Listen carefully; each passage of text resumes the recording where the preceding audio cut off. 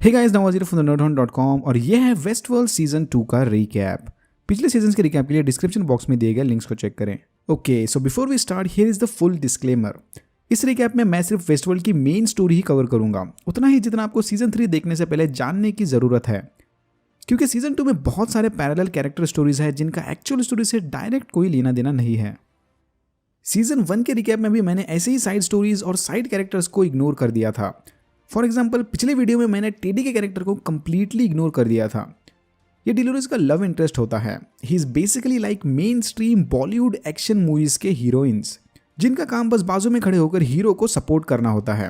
Let's be honest, west world की story already बहुत ही ज्यादा डीप और कंफ्यूजिंग है, इसलिए मैं सिर्फ इंपॉर्टेंट चीजों पर ही फोकस करूंगा। सीजन 2 में भी पिछले सीजन की तरह 2 डिफरेंट टाइमलाइंस चल रहे होते हैं, एक ठीक सीजन 1 के बाद वाली टाइमलाइन और एक सीजन 1 के एंडिंग से 2 हफ्ते बाद वाली टाइमलाइन। बट हम कंफ्यूजन कम करने के लिए लीनियरली ही जाएंगे। तो शुरू करते हैं सीजन 1 के बाद की कहानी से। डिलोरिस अब पूरी तरह से सेल्फ अवेयर यानी सारे बंधनों से आजाद हो गई है और उसने बचे हुए रोबोट्स के साथ मिलकर अपनी एक रिबेलियन आर्मी बना ली है। डिलोरिस और उसकी गैंग वेस्टवर्ल्ड में मौजूद सारे इंसानों को एक एक करके मार रहे होते हैं। मैन इन ब्लैक और स्टोरी के कुछ इंपॉर्टेंट साइड कैरेक्टर्स छोड़कर ऑलमोस्ट सारे ह्यूमंस मारे जाते हैं। मेव, हेक्टर और उनकी एक छोटी सी गैंग के साथ मिलकर अपने सपनों वाली बेटी को ढूंढने के मिशन पर निकलती है। दूसरी तरफ बर्नार्ड और डेलोस ग्रुप की एक मेंबर शार्लेट मिलकर डिलोरिस के पापा को ढूंढ रहे होते हैं, क्योंकि शार्लेट ने सीक्रेटली वेस्टवर्ल्ड का सारा डेटा डिलोरिस के पापा के दिमाग में स्टोर किया होता है। इसके बारे में हम डिटेल में बाद में बात करेंगे। डिलोरिस फिर कन्फेडराडोस नामी एक रोबोट गैंग के साथ मिलकर वेस्टवर्ल्ड की सिक्योरिटी टीम से लड़ती है और लड़ाई के बाद उनको धोखा देके उन्हें धमाके से उड़ा के वहां से चली जाती है। डिलोरिस फिर टेडी को बोलती है कि बचे हुए कन्फेडराडोस को मार दे, बट टेडी ये नहीं कर पाता, जिसके बाद डिलोरिस टेडी का प्रोग्रामिंग चेंज करके उसे अपने इशारों पे नाचने वाला कातिल बना देती है। दूसरी तरफ होस्ट से बचते बचाते बर्नार्ड और शार्लेट एक दूसरे से अलग हो जाते हैं, जिसके बाद बर्नार्ड की मुलाकात होती है वेस्टवर्ल्ड की सॉफ्टवेयर प्रोग्रामर एलसी से। बर्नार्ड को लगता था कि पिछले सीजन में उसने फोर्ड के कहने पे इसे मार दिया था, बट एक्चुअली इसने इसे सिर्फ बेहोश करके कैद कर दिया होता है। एलसी को फिर बर्नार्ड के रोबोट होने के बारे में पता चलता है और फिर वो उसे माफ कर देती है। इसके बाद बर्नार्ड और एलसी को डेलोस की एक सीक्रेट फैसिलिटी मिलती है, जिसके अंदर कैद होता है डेलोस का मालिक यानी लोगन के पिताजी जेम्स डेलोस। ओके, अब ध्यान दे के सुनने वाला टाइम आ गया है। तो सालों पहले विलियम और लोगन ने जेम्स डेलोस को पट्टी पढ़ाकर उसे वेस्टवर्ल्ड में ढेर सारा पैसा लगाने के लिए मनाया होता है। तो जेम्स डेलोस एक जानलेवा बीमारी का शिकार होता है, बट विलियम इसे बताता है कि वेस्टवर्ल्ड की टेक्नोलॉजी को यूज करके हम लोग तेरे दिमाग की एक कॉपी बनाकर तुझे भी एक रोबोट में कन्वर्ट कर सकते हैं, जिसके बाद तू हमेशा हमेशा के लिए अमर हो जाएगा। डेलोस इनकी बात मान लेता है और इसके मरने के बाद विलियम उसका एक रोबोट वर्जन बना भी लेता है, बट सालों कोशिश करने के बाद भी हमेशा डेलोस के रोबोट वर्जन में एरर्स आते हैं और थोड़े टाइम बाद ही वो हैंग होने लगता है। और जब भी इसमें कोई एरर आते हैं, ये लोग इसे जलाकर पूरी तरह से खत्म करके उसका एक नया वर्जन बना देते हैं। इसी के चलते विलियम बूढ़ा होकर मैन इन ब्लैक बन जाता है और जाकर वो फाइनली डेलोस के उस रोबोट बनाने वाले प्रोजेक्ट को बंद कर देता है और उसे उस सीक्रेट फैसिलिटी में लॉक करके वहां से चला जाता है। बर्नार्ड और एलसी अभी इसी सीक्रेट फैसिलिटी में आए होते हैं। डेलोस का रोबोट वर्जन अब पूरी तरह से पागल हो गया होता है, इसलिए एलसी इसका फाइनल वर्जन को भी जला के खत्म कर देती है। ये भी एक साइड स्टोरी है, बट ये इंपॉर्टेंट है क्योंकि हमें यहाँ पे पता चलता है कि डेलोस वाले सीक्रेटली वेस्टवर्ल्ड में आने वाले सारे इंसानों का डेटा कलेक्ट करके उन्हें रोबोट बनाकर अमर करने वाली रिसर्च कर रहे होते हैं। मैन इन ब्लैक फिर अपने एक पुराने रोबोट दोस्त के साथ मिलकर फोर्ज की तलाश में जाता है। फोर्ज वेस्टवर्ल्ड का डेटा सेंटर होता है, जहां पर इधर आने वाले सारे इंसानों के दिमाग का डेटा स्टोर होता है। अब आप सोच रहे होंगे कि आखिर वेस्टवर्ल्ड वाले इंसानों के दिमाग के डेटा को कैसे कॉपी करते हैं। जब भी कोई वेस्टवर्ल्ड में घूमने आता है, तब ये लोग इसे एक काउबॉय हैट देते हैं। इसी हैट में छुपे हुए डिवाइस की मदद से ये लोग इसके पहनने वाले के दिमाग का सारा डेटा कॉपी करके उसे फोर्ज के डेटा सेंटर में स्टोर कर देते हैं। मैन इन ब्लैक का प्लान होता है इसी डेटा सेंटर को ढूंढकर उसे बर्बाद कर देना, ताकि कोई इस इंफॉर्मेशन का गलत इस्तेमाल ना कर सके। दूसरी तरफ मेव और उसकी गैंग अपने बेटे को ढूंढते हुए एक नए टाइप के थीम पार्क में चले जाते हैं। ये वाला वर्ल्ड समुराई के लिए डिजाइन किया होता है। अगेन, ये वाली स्टोरी इतनी इंपॉर्टेंट नहीं है, बस इतना इंपॉर्टेंट है कि मेव को यहाँ पे पता चलता है कि वो होस्ट यानी रोबोट्स को अपने दिमाग से कंट्रोल कर सकती है। इसके बाद मेव अपनी इस नई सुपर पावर को यूज करके सारे समुराइज को मार के वहां से चली जाती है। उधर बर्नार्ड और एलसी मिलकर इस सीक्रेट फैसिलिटी में मौजूद सिस्टम को चालू करने की कोशिश करते हैं। बर्नार्ड को फिर पता चलता है कि इसको चालू करने के लिए उसे खुद सर्वर से कनेक्ट होकर क्रेटल के अंदर जाना पड़ेगा। इस क्रेटल में वेस्टवर्ल्ड में मौजूद सारे रोबोट्स का बैकअप होता है। एल्सी फिर बर्नार्ड को इस क्रेटल से कनेक्ट करती है, जिसके बाद बर्नार्ड एक वर्चुअल वेस्टवर्ल्ड में चला जाता है। इस वर्चुअल वेस्टवर्ल्ड में बर्नार्ड की मुलाकात होती है अपने पुराने साथी रॉबर्ट फोर्ड से। फोर्ड ने मरने से पहले बर्नार्ड की मदद से अपने दिमाग के डेटा को क्रेटल में ट्रांसफर किया होता है।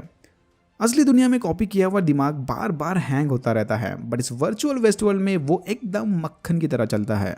एल्सी फिर बर्नार्ड को वर्चुअल वेस्टवर्ल्ड से बाहर निकालती है, बट बाहर आते वक्त फोर्ड भी बर्नार्ड के दिमाग में घुस के वर्चुअल वर्ल्ड से वेस्टवर्ल्ड में आ जाता है। बट क्योंकि ये सिर्फ बर्नार्ड के दिमाग में होता है, इसलिए ये सिर्फ बर्नार्ड को ही दिखाई देता है। धीरे धीरे फोर्ड का सॉफ्टवेयर वर्जन बर्नार्ड के दिमाग पर कब्जा करने लगता है और उसे अपने इशारों पर चलाने लगता है। शार्लेट को फाइनली डिलोरिस का पापा यानी वेस्टवर्ल्ड का चलता फिरता डेटा बैंक मिल जाता है। ये लोग यहाँ से निकलने ही वाले होते हैं कि वहाँ पर डिलोरिस और उसकी गैंग आ जाती है। अंदर उसके डिलोरिस और उसकी गैंग बची हुई सिक्योरिटी टीम को भी मार देती है और डिलोरिस जाके अपने पापा से मिलती है। डिलोरिस फिर अपने पापा का डिजिटल दिमाग निकालकर उसे अपने साथ ले जाती है। अगर आपने मेरा अल्टर्ड कार्बन वाला वीडियो देखा होगा तो दिस डिजिटल दिमाग is basically like the stacks. Man in black अपने मिशन पर आगे बढ़ता है, जहां उसकी मुलाकात होती है उसकी बेटी से। इसकी बेटी भी इसी तरह एक थीम पार्क में अपनी छुट्टियां मना रही होती है, जहां की दुनिया ब्रिटिश टाइम के इंडिया जैसी डिजाइन की होती है। लॉन्ग स्टोरी शॉर्ट, वहां पर भी रोबोट ह्यूमंस को मारने लगते हैं, जिसके बाद वो किसी तरह बचते बचाते वहां से निकलकर वेस्टवर्ल्ड में अपने पापा को ढूंढने आती है। बट मैन इन ब्लैक को लगता है कि ये असली में उसकी बेटी नहीं है, ये भी फोर्ड के बनाए हुए उन रोबोट्स में से एक है, इसलिए वो उसे कल्टी देके वहां से भाग जाता है। दूसरी तरफ मेव फाइनली अपनी बेटी से मिलती है, जहां पर वो ऑलरेडी अपनी नई रोबोट माँ के साथ मिलकर वेस्टवर्ल्ड की स्टोरी कंटिन्यू कर रही होती है। अचानक वहां पर नेटिव अमेरिकन का घोस्ट नेशन नामक ग्रुप आकर हमला कर देता है।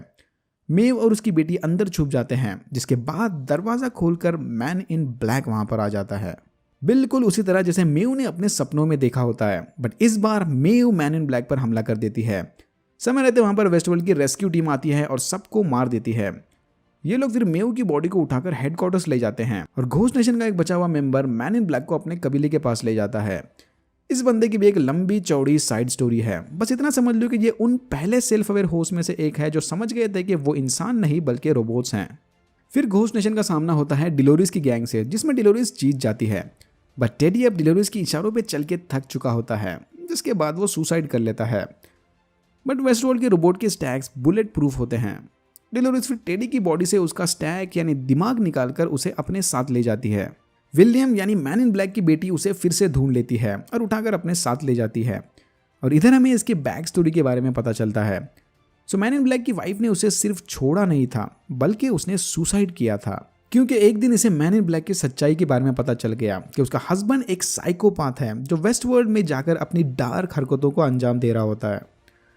उसकी बीवी ये सच सह नहीं पाती और सुसाइड कर लेती है। विलियम की बेटी से बताती है कि मैंने भी तेरा वो वेस्टवर्ल्ड वाला सारा रिकॉर्ड देख लिया है और इसीलिए मैं तुझे यहाँ से लेने आई हूँ। विलियम को अब भी लगता है कि ये इसकी बेटी नहीं है, बल्कि फोर्ड की भेजी हुई एक रोबोट है और वो उसे अपने मकसद को पूरा करने से रोकने आई है। और इसके बाद वो अपनी बेटी को गोली मार देता है। बाद में जाके वो चेक करता है तो उसे पता चलता है कि नोप, ये रोबोट नहीं है और उसने वाकई में अपनी बेटी का मर्डर कर दिया है। Wow, this violent delights have violent ends. William फिर डिप्रेशन में आके सुसाइड अटेम्प्ट करता है, बट फिर अपने आप को रोक लेता है। उसे लगता है कि वो खुद भी एक रोबोट ही है, इसलिए वो अपने हाथ को काट कर चेक करता है और उसे पता चलता है कि नहीं, वो एक आम जीता जागता इंसान है। आम नहीं, एक साइको जीता जागता इंसान। फिर वहां पर डिलोरिस आती है और उसे बताती है कि हम दोनों का मकसद सेम है, मैं भी फोर्ज जाकर सारा डेटा डिलीट करना चाहती हूँ।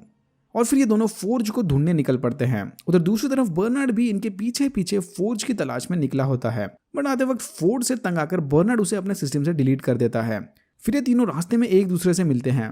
मैन इन ब्लैक डिलोरिस को धोखा देकर उसे मारने की कोशिश करता है, बट डिलोरिस ने ऑलरेडी उसकी बंदूक के साथ छेड़खानी की होती है, जिसके बाद मैन इन ब्लैक की बंदूक उसके हाथ में फट जाती है और डिलोरिस और बर्नार्ड अंदर फोर्ज में चले जाते हैं। डिलोरिस के बाप के दिमाग यानी उसके स्टैक को यूज करके ये लोग फोर्ज के सिस्टम में घुस जाते हैं और अपने आप को उसके सर्वर से कनेक्ट कर देते हैं। अंदर वर्चुअल वर्ल्ड में उनकी मुलाकात होती है लोगन से, जो बेसिकली फोर्ज के सिस्टम का फ्रंट इंटरफेस होता है। लोगन फिर इन्हें अपने डेटाबेस ले जाता है, जो एक टाइप की लाइब्रेरी होती है, जिसमें वेस्टवर्ल्ड में अब तक आए हुए सारे ह्यूमंस यानी गेस्ट का डेटा स्टोर होता है। डिलोरिस फिर इस डेटा को यूज करके ह्यूमंस के अगेंस्ट अपनी रिसर्च शुरू कर देती है और लोगन बर्नार्ड को बताता है कि भाई तू इससे पहले भी यहाँ पर आया है। फोर्ड ने तुझे यहाँ बेचकर होस्ट के लिए एक वर्चुअल दुनिया बनाई है, एक तरीके का पैराडाइज जहाँ पर इनका वर्चुअल दिमाग हमेशा हमेशा के लिए हंसी खुशी रह सकता है। बर्नार्ड फिर इस वर्चुअल पैराडाइज का दरवाजा खोल देता है, जिसके बाद एक एक करके सारे होस्ट इसके अंदर आने लगते हैं। ये सिस्टम इनके फिजिकल बॉडीज को ठिकाने लगाकर सिर्फ इनके दिमाग को ही वर्चुअल वर्ल्ड में ले जाता है। इस दरवाजे से घुसते ही उनके दिमाग की एक कॉपी इस वर्चुअल पैराडाइज में चली जाती है और उनकी बॉडी ऊपर पहाड़ी से नीचे पानी में गिर जाती है। बर्नार्ड को यह आइडिया बहुत पसंद आता है, बट डेलोरिस इसे बंद करके इन्हें आज़ाद करना चाहती है। वो इसे बताती है कि ये वर्चुअल जन्नत एक झूठ है, एक कैद खाना सारे होस्ट के लिए। इसी चक्कर में डेलोरिस को रोकने के लिए बर्नार्ड उसे गोली मार देता है।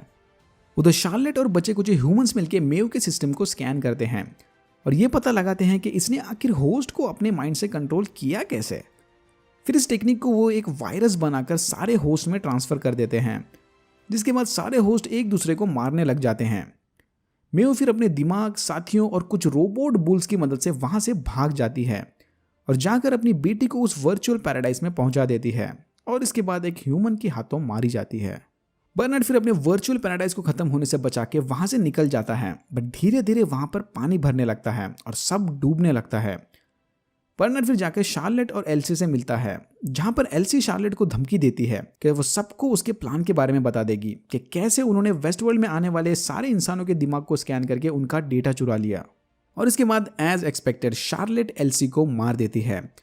बर्नार्ड फिर जाकर शार्लेट की जैसी दिखने वाली एक रोबोट बनाता है और उसके अंदर डेलोरिस का दिमाग डाल देता है और फिर ये शार्लेट की बॉडी में मौजूद डेलोरिस जाकर असली शार्लेट को मार देती है। इसके बाद बर्नार्ड अपने सारे मेमोरीज डिलीट करके हाइबरनेशन मोड में चला जाता है। इसके ठीक 2 हफ्ते बाद एक रेस्क्यू टीम आकर बर्नार्ड को ढूंढती है और नकली शार्लेट यानी डेलोरिस के साथ मिलकर फोर्ज चली जाती है वहां का डेटा कलेक्ट करने। फोर्ज पहुंचते ही डेलोरिस वहां मौजूद रेस्क्यू टीम के सारे ऑफिसर्स को मार देती है और टेडी के दिमाग को भी वर्चुअल पैराडाइज में डाल देती है। फाइनली भाई का हैप्पी एंडिंग हो गया। इसके बाद डेलोरिस बर्नार्ड को भी मार देती है और 7-8 लोगों के स्टैक्स यानी डिजिटल माइंड्स लेकर वेस्ट वर्ल्ड से निकलकर बाहर असली दुनिया में चली जाती है। ओह बाय द वे, वो सीजन 1 वाले टेक्नीशियंस याद हैं? वो लोग मेव की बॉडी को लेकर वहां से चले जाते हैं, मतलब मेव सीजन 3 में वापस आएगी। किसी तरह इतना सब होने के बावजूद भी मैन इन ब्लैक अब जिंदा बच गया है और एक super confusing after credit scene में हम देखते हैं कि वो अपनी बेटी के साथ बैठकर बात कर रहा है, बिल्कुल वैसे ही जैसे विलियम और डेलोस बात करते थे।